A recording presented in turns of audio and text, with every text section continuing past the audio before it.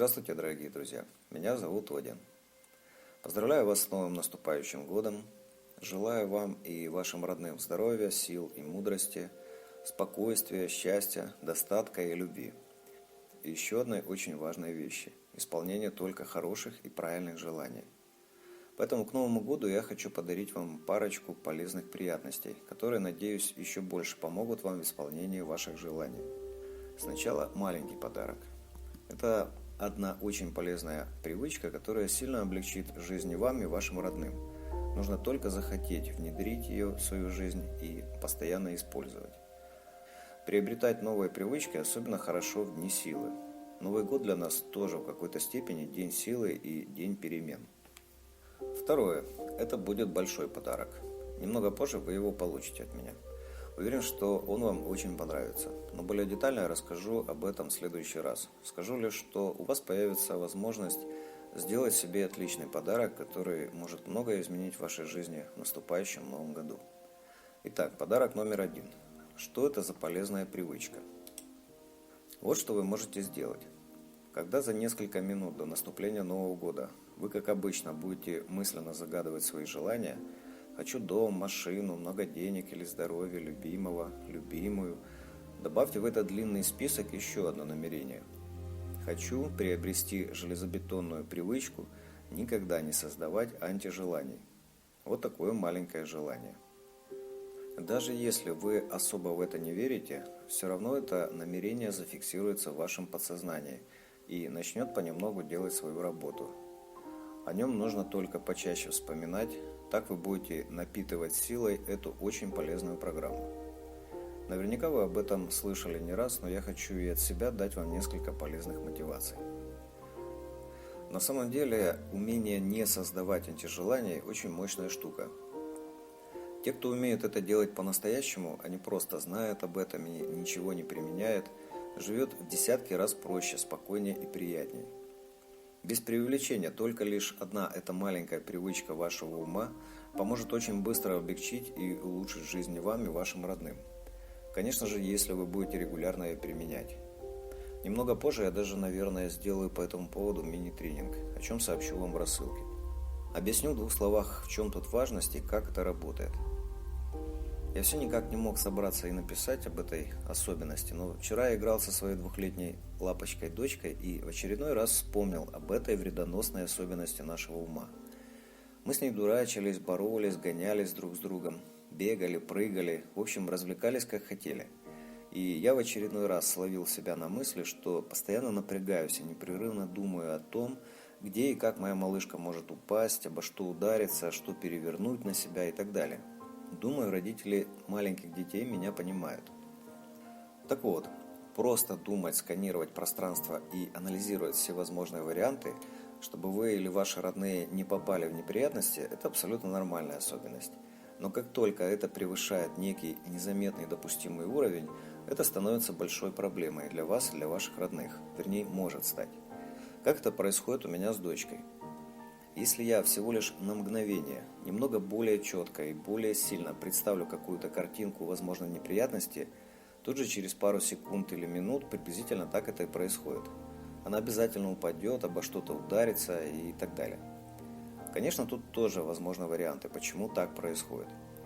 Первый вариант – я могу видеть, что будет. Второй вариант – я не вижу, а создаю или притягиваю всевозможные близкие варианты этого будущего. Но видеть и создавать – это совершенно 2 разных процесса и разные способности. А видеть мы сейчас не говорим. Сейчас поговорим только о том, как избавиться от привычки ума притягивать всевозможные страхи и неприятности. Я прекрасно знаю механизм исполнения антижеланий.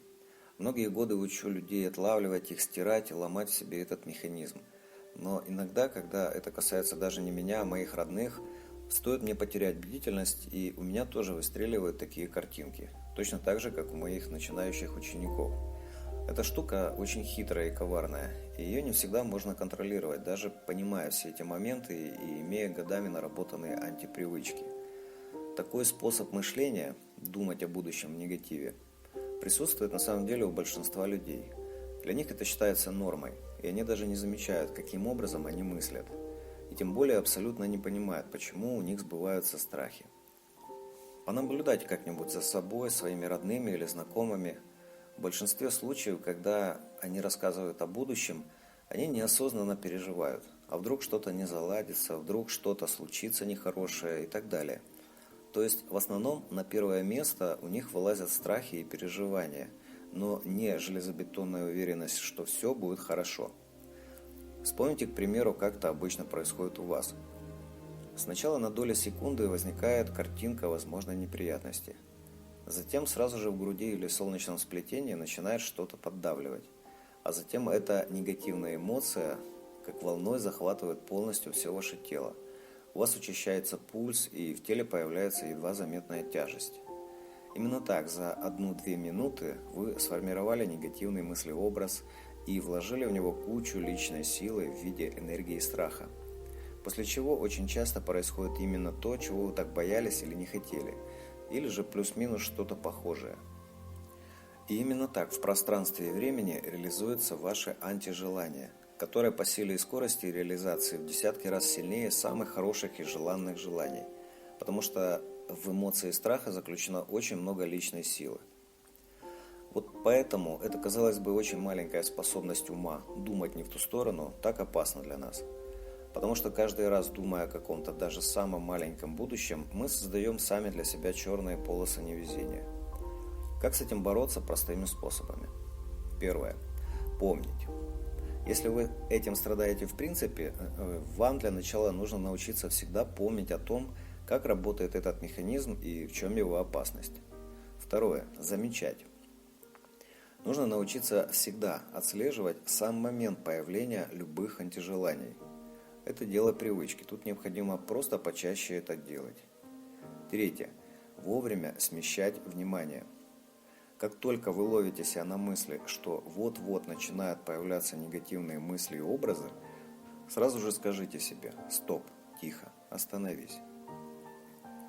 Нужно сразу же останавливать эти мысли, не допускать появления негативных картинок, развития этого сюжета, появления соответствующих эмоций по этому поводу и так далее. И нужно сразу же перевести внимание на что-нибудь другое, нейтральное. То есть нужно просто полностью и по-честному переключиться с негативной эмоции, возникающей, на что-нибудь другое, лишь бы сбить эту первую волну. Вот такие 3 простых шага. Помнить, замечать и вовремя смещать внимание. Что в это время будет происходить на уровне вашей психоэнергетики? Действуя по такой схеме, вы постепенно научитесь, а в реальности просто привыкнете на уровне нейронных связей мозга никогда и ни при каких обстоятельствах не создавать в теле мыслей, мыслеформы антижеланий. Сможете не давать им личную силу, выкачанную из тела эмоций, и больше не будете вбрасывать их в пространство на реализацию. Надеюсь, вам поможет мой совет, и вы со временем полностью откажетесь от вредной привычки думать не туда. Кстати, в этот раз у нас с Манюней закончилось все без происшествий, потому что папа жестко контролировал свои мысли. Спасибо за внимание. Всех благ вам в новом году. До свидания.